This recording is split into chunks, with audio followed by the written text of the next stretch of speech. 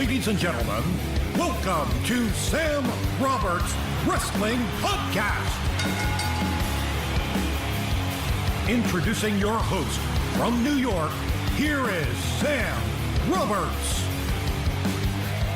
We're live in Orlando, Florida. It's Wrestlemania Radio Row at Fan Axxess. We're in the Elimination Chamber. Yes, we are. And Roman Reigns just stopped by, Jim. Does this bring back any good or bad memories for you?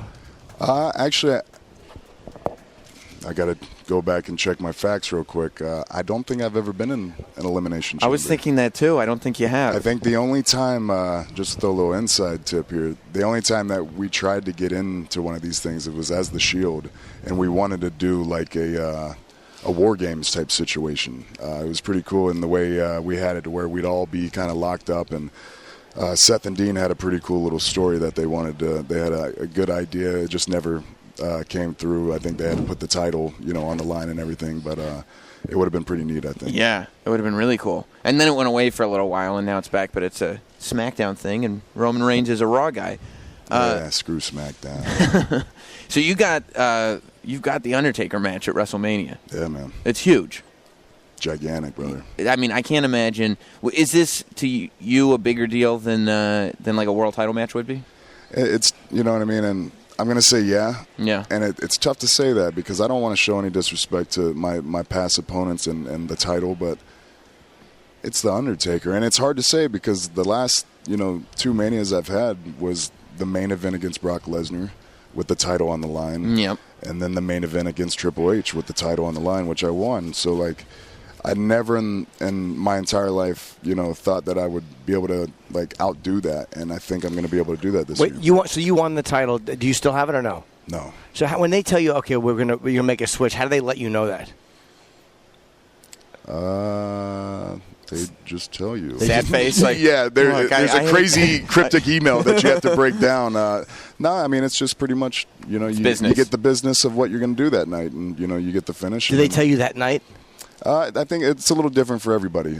Typically, the main event, is going to be held pretty close to the chairman's vest. Okay. So, that's always going to be very, very quiet and secretive for sure. So it is almost one of those things where if you do, because some guys, like, they don't care whether they're champion or not. Right. Some guys really do care. But if you do, like, enjoy it and want to be that guy, it's almost like you just have to enjoy every day because it's like, yep, I'm having a good time right now. We'll see what happens.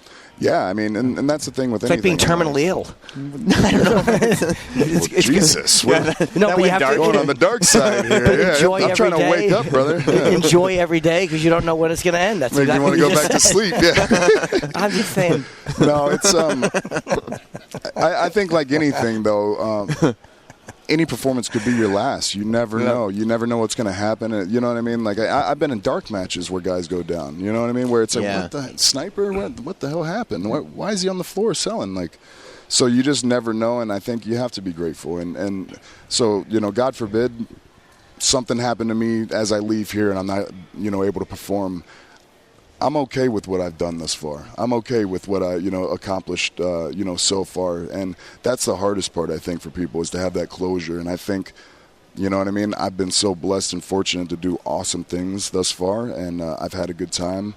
I met a lot of awesome people and built some great relationships. So, you know what I mean? If it was my time, it was my time. But, that's the thing is you just never know. So you have to be grateful and you have to take every day, as it's your last. What did you want to do when you were a kid? This. You did? Yeah, and then once I got into football, once I got better at football and we got into high school and it was like, oh, well, I might be able to play some college football, I became a lot more serious about that. So once, a scholarship, was kind of at the end of the tunnel and I could see it, that's where my goals started to become more oriented. But, like, before that, always wanted to be a wrestler. So you went to college for football? Yeah. What position? Defensive tackle. Oh, okay. At Georgia Tech. This is also a hard way to make a living, but at least you don't have the CTE problems that they have in football. I think you went a better way. Yeah, and you know what I mean. That's the thing is, that's a violent sport. You know what I mean, and it's big men flying around hitting each other, and you can't be 100% safe every time. And that's the misfortune of it is there's guys out there they're working hard, they're playing hard, they're trying to provide for their families, and that just happens to be kind of the the dark side of it. But that's a good thing that we have here is our medical team.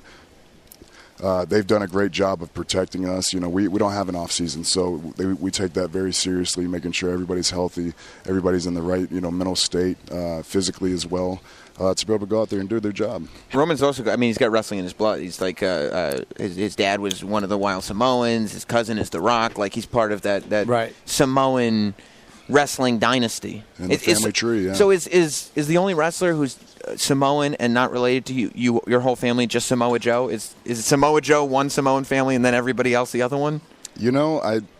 I still need to have that sit down with Joe. We haven't, because like ever since he's gotten on, he did a lot of NXT time, and he carried that torch for a while, and now I'm really happy for him now that he's broken into the main roster. But you've kind of tasted a little bit. This road life is hectic, and yeah. You know what I mean? Yeah. Conversations can sometimes be very sparse, so we still haven't had that full-on conversation and dug into each other's past and figure out. Are you my cousin? Yeah, are we cousins? we are very similar right now. You hold on. You drink beer at the same pace as me. Alcoholically. Yeah. Are you my best friend and cousin? Yeah. So yeah, we still need to sit down and talk about all that. But so far, I've really enjoyed the time that I've spent with Joe. He, in the ring, it's super easy and fun. And from everybody I've ever heard, he's a good brother, and he's somebody you can talk to and confide in. So yeah. I'm looking forward to that. Did you try out for the NFL? Yeah. I signed as a free agent to the Vikings, and then had some medical stuff, which got me booted from that team. And then I bounced around, did a few tryouts here and there. I ended up signing with the Jacksonville Jaguars for a week or two. They just pretty much needed a body at the end of camp. And then once they released me, I was picked up by the CFL, and I went up to Edmonton and played for the Eskimos. How heartbreaking is it when they release you? Again, it's the same thing. Is it a call that they make, or do they call your agent, or do they call you and go, look, man, this is what's going on? I think they kind of do both. They call the agent and you. But I was on the last day, so there was that big last cut. So, it was emotional, you know what I mean? My wife, she was pregnant, and she had drove down from Pensacola to Jacksonville to kind of hang out with me for those 2 days, and you're pretty much just sitting in a hotel room hoping you don't get a call. Like, typically, you're like, somebody call me. Anybody out there care about me? Right. You're hoping the phone doesn't. Yeah, you're the opposite. No news is good news, and fortunately, I got some news, and, it swayed my path to becoming what I am today. But that first day, sorry, Sam, that first day when you get that call and they're like, look, it's not going to happen, what are you thinking? Like, what am I going to do? Or what the hell do I do? You know what I mean? How am I going to pay for this child? How am I going to pay for a home? How am I going to make rent? You know what I mean?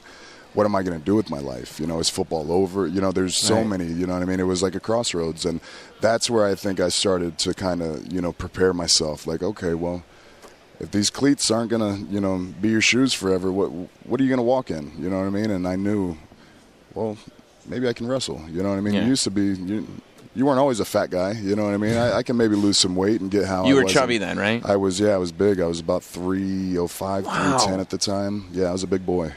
Nobody ate ice cream like me. That has to be a great thing about that position and being a football player is that, like, you're not worried about being on camera ready. You're not worried about looking impressive. Dude, that's how they sold me. Exactly. So I was a DN. I came in at a strapping 249 pounds, defensive end. Didn't know how to play with my hands at all. Only thing I could do was pass rush. That ended up getting me on the field on third downs in a nickel package. And they didn't want to sub because I think we were playing like Wake Forest or somebody who did mass substitutions, and they were rolling and run and gun. So they left me out there for all 3 downs, and essentially I had to learn how to play inside and play the run and everything. And through the year they told me, if you want to go back to DN, you're going to sit behind a couple good juniors that are, you know what I mean, they're sophomores and they're going to be juniors and then probably come back for their senior years, but they're really good, so you're not going to play. But if you want to play now, you need to put on some weight and move to D-tackle. And the strength coach said, well, the bright side is you get to eat ice cream with every meal. I was like, doesn't sound bad at all. Yeah, check. Gatorade and a milkshake, please. Yes. More sugar in that ice cream, would you? Please. Yeah. And then you have to cut it all. And also, I mean, the thing about it is, like, when you move over to WWE, it's not like, okay, football isn't working out. Well, there's Monday Night Raw. I can be a millionaire. Like, you spent a long time wrestling in a warehouse. Poof. Yeah, Yeah. exactly. You spent a long time wrestling in literally a warehouse for very little money. In front of nobody. In front of nobody. For $500 a week. And at that point, your wife's got to be like, $500 a week? Wow. Yeah, and that's like before taxes. Yeah, well, no, actually, we were talking about it last night. And she was telling me, right when we were about to move, she thought we were on the come up. She had good vibes. She was like, "Oh, he's doing something. We're When you were going to Florida? Yeah, when I was about to drive down to Tampa to start developmental, and she was going to come down a month after me. But that's when she knew. She was like, "We're finally doing something. We're breaking this this lethargic mode that we're in, doing nothing. We're just on a treadmill essentially, and now we're going to get on the road and make something of ourselves." And we did. How long were you in that treadmill for? I was in developmental for 2 years, I believe. I was injured for probably 5 to 6 months. I tore my meniscus in my right knee, and instead of scoping it, we saved it, sewed it up, and it takes a little bit longer to heal that way. So working time, about a year and a half, maybe, a little over a year. What does she do, your wife? Was she in wrestling? No. She stays home with my kids, yeah. She's the real boss. She does all the heavy lifting. She watches over the boys and my daughter. And does the fact that, number one, she's raising your kids, and number two, she was loyal to you for that amount of time, does that make it easier to be loyal to her? Because I don't know if you know this about Roman Reigns, Jim, but he has become extraordinarily popular with women. Yeah, I can understand that. You can? Yeah. Yeah, he's one of the more popular superstars with females. But you're a married guy, and you've been married from before that. Happily married. Yes. So, but is it tough Extremely. when, because it's one thing to be married, but when that all hits you, right? Like when all of a sudden now you're getting all this attention, are you like, we could have talked about this years ago before. Like I was single before. You missed your chance. Oh, no. I thought you meant starting wrestling earlier. Oh. Yeah, I was like, man, if I would have started at 18, I probably would have been good to go. But, life happens for a reason. Everything happens for a reason. But, back to my wife, like you said, she was there for the struggle, the grind, the come up. She's seen me at my worst. And she's helped me. She's helped me grow as a man. She's helped me grow as a father, as a husband. And I wouldn't be, if I didn't meet her. I say this for a fact. The reason why I went to Georgia Tech and the reason why I played football that long was to meet her. Was to meet her. Yeah. What's your psychologically how do you deal with the fact that wrestling fans get mad when you get opportunities? Like people were Why mad. did they get mad? Well, because Roman has succeeded a lot. And, and he's proclaimed himself, and it seems like you are the obvious choice for the next guy. And a lot of people feel like, well, we didn't pick him as the next guy. I don't know why he should be the next guy. And they get he's doing, whether he's doing good guy stuff or bad guy stuff, especially male fans that are over 18, over 20, over 25, they boo. They want to see a good-looking guy fail. Understandable, yeah. It's guys our age. Yeah. Just brothers our age. It's funny because, like you said, I do have a bunch of female fans. And sometimes I just want to tell them, hey, why don't you look to your left and look to your right? You see those pretty girls? You can thank me later. They wouldn't even be at the show. You shouldn't hate me. You shouldn't. I'm guiding it. I'm not blocking it by any means. But, yeah, for me, it took, some time and some growing pains and to learn and to get calloused over and to understand this whole process and how it works. And, at first, especially around Rumble time in 2015, I was very passionate and very defensive, you know what I mean? And because my feelings were out there, and I was kind of walking around with my feelings on my, out on my shoulder. Yeah, I think I remember talking to you about it then, and it was definitely very different than now. Different take, yeah. And over the time, I've gotten smarter, and I've learned how to adjust and adapt and handle it. And the fact is, as long as they show up, as long as y'all show up, y'all can do whatever y'all want. Do women actually show up to your hotel? No. They try to? A lot of guys say the women try to show up to the lobby and stuff. Oh, I don't know. Typically, by the time I'm rolling out of the hotel, it's way past checkout, and they're, get out, we need to clean the room, and I'm just got my head down pulling my bags to the car. So, you know what I mean? It's not as glamorous as, one might think. This road life is a little different. It's it's a lot of travel. I'm not like a bus guy. At this point in my career, I don't have a bus, so I do a lot of traveling and rental cars and stuff like that. And the key is to have a good travel partner and to have a friend, somebody you can confide in. And luckily, I have a few of those. Is it getting to a place where you are thinking more about getting a bus? Because, like, you're definitely, like, I go to shows, obviously, and, like, you get the loudest reaction at shows. Like, you're that guy who's getting to the place where you can't go places without being mobbed because you're Roman Reigns. And Roman Reigns has been built up as one of, if not the biggest superstars on the show. Like, is it getting to a point where waiting online for a car rental is starting to not be as practical? Well,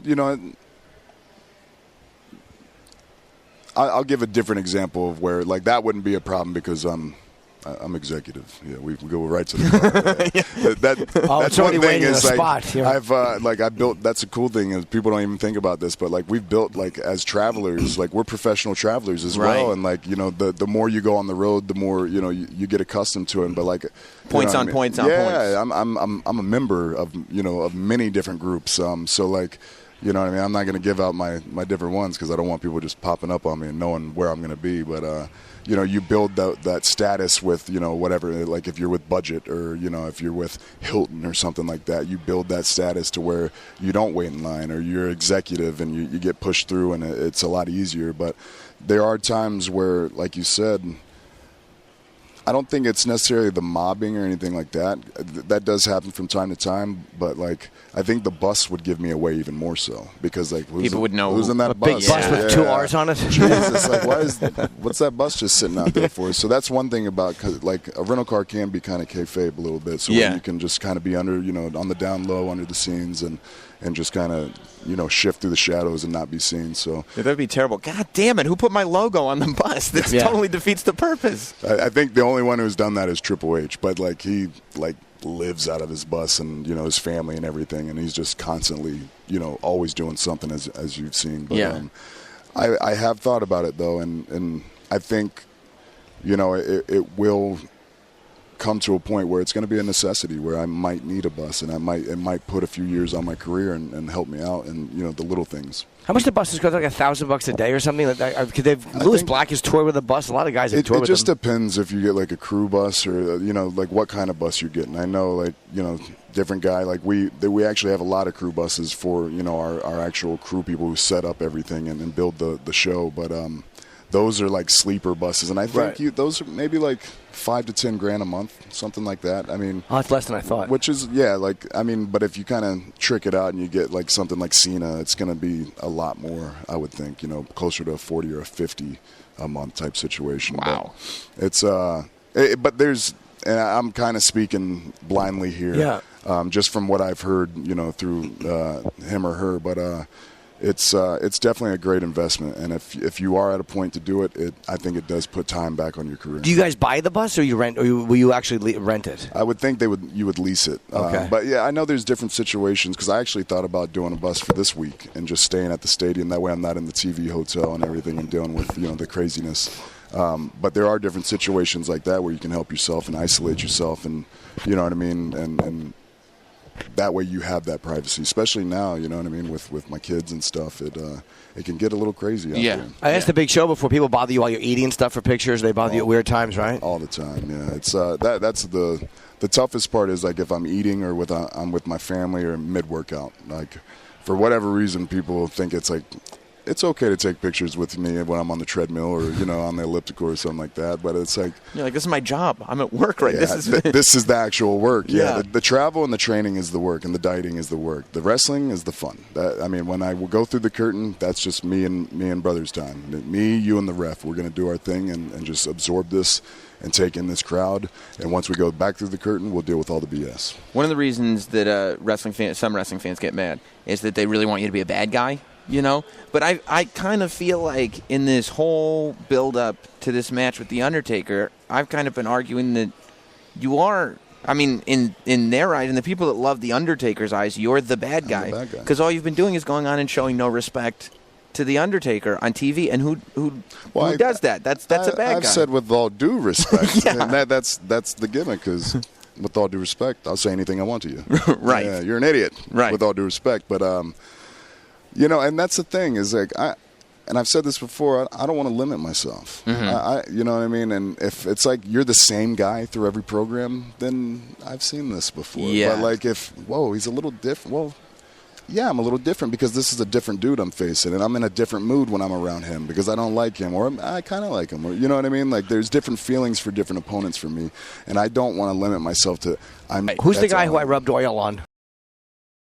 Fandango. Oh, yeah. Whatever happened to that guy? He's still around. He's still killing it. Yeah, he'll be in the Battle Royal. If he was here, he might throw you what they do the tickets, the sexy tickets. He's still Fandango. I didn't want to throw oil on him. They made me. It wasn't my choice. He asked you to lotion him, and you lotioned him. As a friend, I did it. Yeah. Yeah. I've seen him sit there and put Vicks rub all over his body. Vicks rub? It's Why? ridiculous. Well, I think it opens you up like to breathe, but he'll just keep going on his shoulder. Like it's one thing to do it on your chest and neck. Yeah, that's what I was thinking. He's got it on his back, his triceps, everywhere. But not when he's wrestling. Just when he's like walking around in life, he has Vicks on him. It's crazy. Exactly. Yeah. He just walks around Vicksed out all the time. No, but you can't wrestle like that because somebody else is going to get it in their face. You can't get Vicks vapor up in your eyes. Hey, I think there's probably worse things that can happen in the ring. Be way worse. But yeah, I guess I never really thought about that. Yeah. Are you going to? Do you think you're going to change your ring gear at any point, or do you like it? Well, it's funny you ask. I changed it a little bit for Fastlane, and it like stirred up what I don't know what the White Souls did to the internet. I think I tweeted about it. Yeah. Did you? Oh, okay, yeah, and like to me, like. It's just gear. Yeah, I know, it's just gear. It's so funny when wrestling fans become the fashion police. Like Roman came to the ring and he wears like cargo pant, like fatigue kind of black pants and like a black like Kevlar type vest and like kind of looks, that's his look. And he wears black boots, but he had white soles come to the ring at the last pay-per-view, and I mean Twitter went crazy because he had different boots on. I don't know. Yeah, I pretty much just matched up my soles because like I'll wear different colors with the black, and I had white on the vest, and then like I wear gloves and stuff, and they had a little white trim on it, and I matched it up. I thought I looked sweet. Yeah. One person didn't, and he's a very important person, so we may not see that anymore. So that's the end of those. We're back to the black boots. We're back to that. Yeah, you notice live on Monday Night Raw the night after Fastlane. Oh, he's back in the black. Yeah. I kind of. Maybe it's just a pay-per-view thing, but no, it's not a. Yeah, it's a shutdown thing. Is what it is. Do you think The Rock is going to put you in any movies? I hope. Why not? Do you guys talk a lot? Here and there. He's He's so advice? busy though. Yeah. Whenever he has time. Was he truly confused? So like the moment that we were talking about earlier. In 2015, Roman Reigns wins the Royal Rumble, and it's supposed to be this moment where it's like, yeah, he's the new guy, and he's going to be the top guy. And it's in Philly, though. And so Philly, and that's what I think kind of started this whole thing, because you hear it on TV, and you don't think it's Philly, you just think fans are It's actually booing. before that. It was the first time I felt it and heard it was in Minnesota. Oh, that's not Minnesota's not like it was in Minneapolis. Yeah, felt what? It was for a Raw, or it was either the Raw booze, or SmackDown. even though he's a good guy. It was just it was a pocket of like 15 guys that were all on the backside where you could see him from hard cam, and the whole crowd didn't. It was just those guys. They were smart to it, and they were starting something, but like. From the next week, like I could see tweets like that it was started, and like they were trying to take credit for it essentially, but it was heavy in Philly. That was heavy. But people kind of knew it was coming too. I feel like I was in there knowing like, oh, if that happens, it's gonna. But like The Rock was in there with him, and I think that I guess was an attempt to win the crowd over to you. So The Rock raises his arm in the air to be like, this is my guy. I'm anointing him. He's my cousin, and he's the new guy. And everyone booed anyway, and The Rock has this look on his face like, what's going on? Was that like a legit, like, was Rock like, what was that? I think he's a live performer. Even though he's in Hollywood, he still has that simultaneous response. And if the crowd gives him something, he's going to take it. And that they gave him a whole bunch of. I pretty much got the biggest movie star in Hollywood booed. Did you feel bad that you've gotten The Rock booed probably the only time in his life? Oh, not at all. God, that was a good day for me. As emotional and stressful, and like my feelings were hurt. I'm not gonna lie. They were, right? As a grown man, I'm not scared to say that.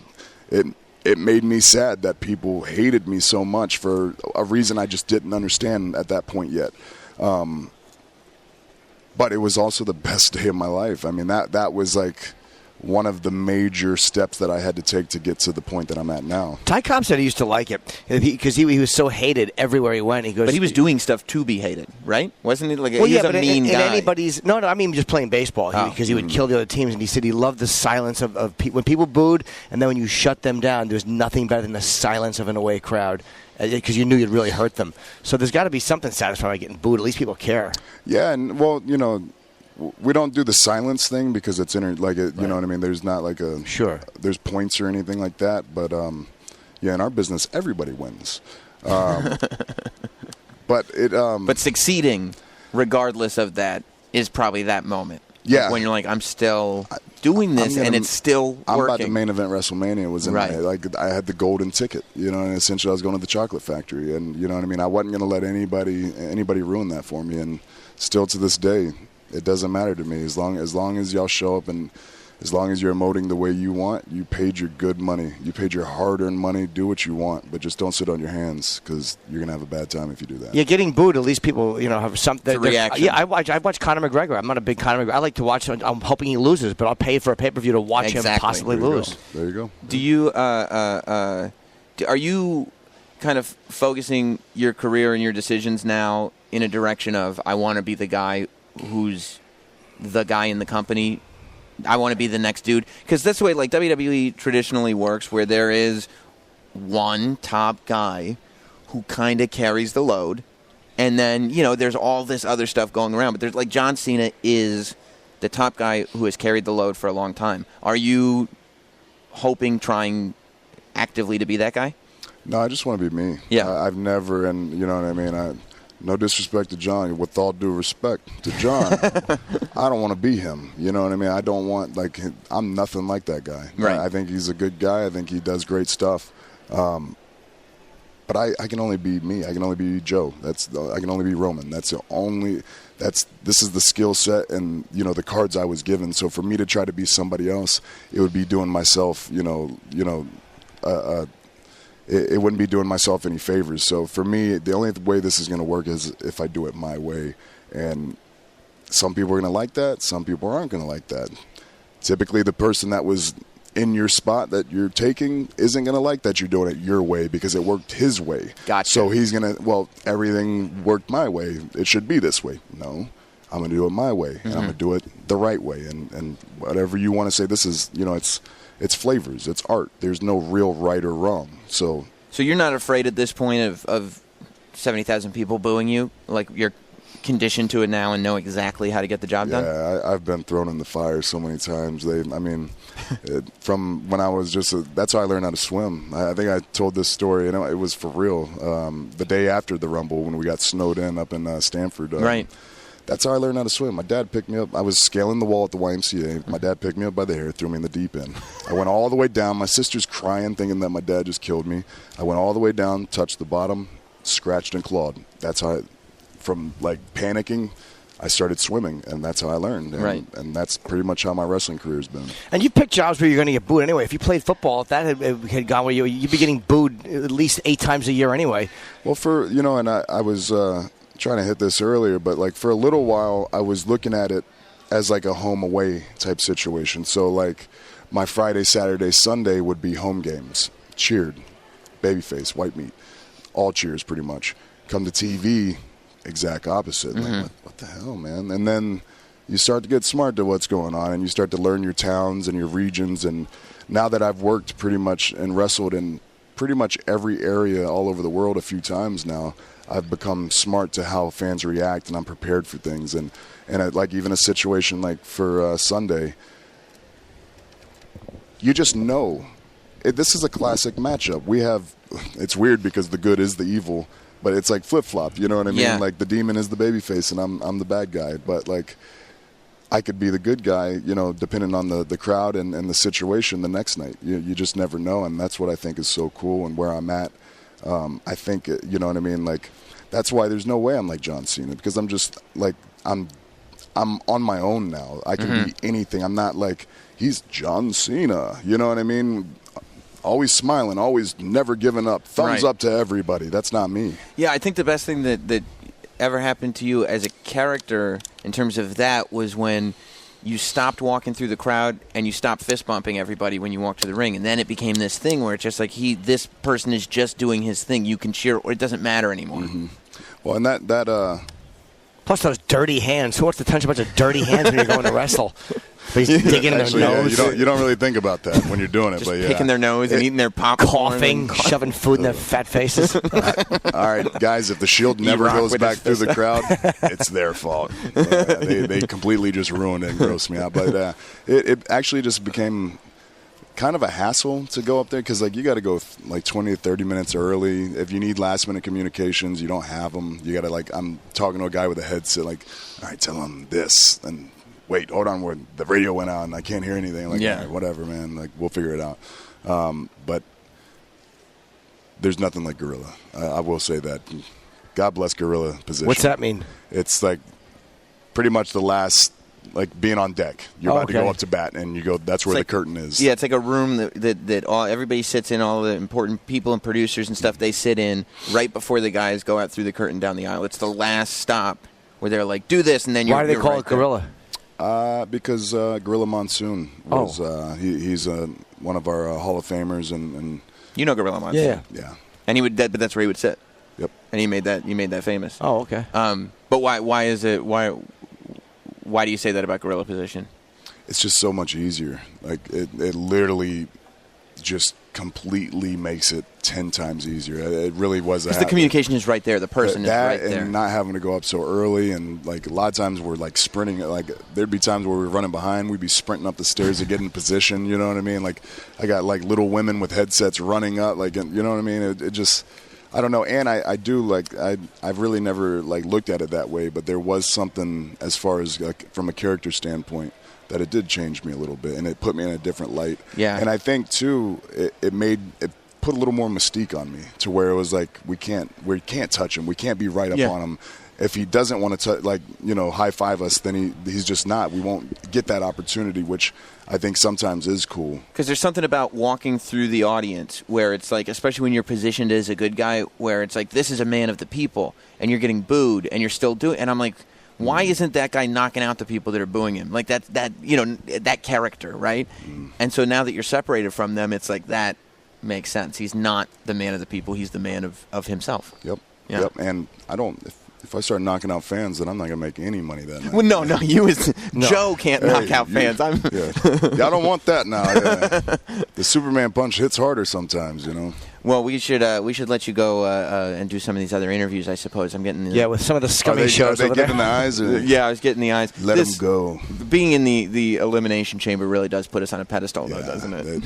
You guys, I don't know what y'all did or who you talked to, but y'all are the mans up in here. Y'all are on. You think we have heat with the other radio shows? I think so. I think so too. Yeah. Should I turn in? We should just start bashing them all. I feel slightly humiliated for them sitting in those awful curtained off areas. It's embarrassing. It's ridiculous. You probably don't even. I mean, you're a star. You probably just do like the Elimination Chamber level radio shows. They told me, and then you go on to the next thing. That's it. Yeah, you knock out Sam and go home. That's it. That's it.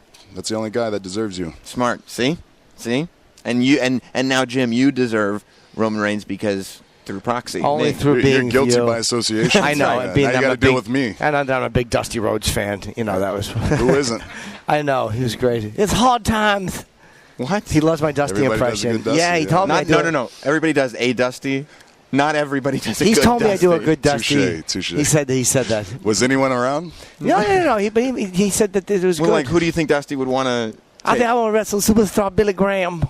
You got a good Dusty? Thanks. No, that's why I don't do that. Okay. It's I'll just tell you the truth. No, I don't. They're happy to do it. It's embarrassing.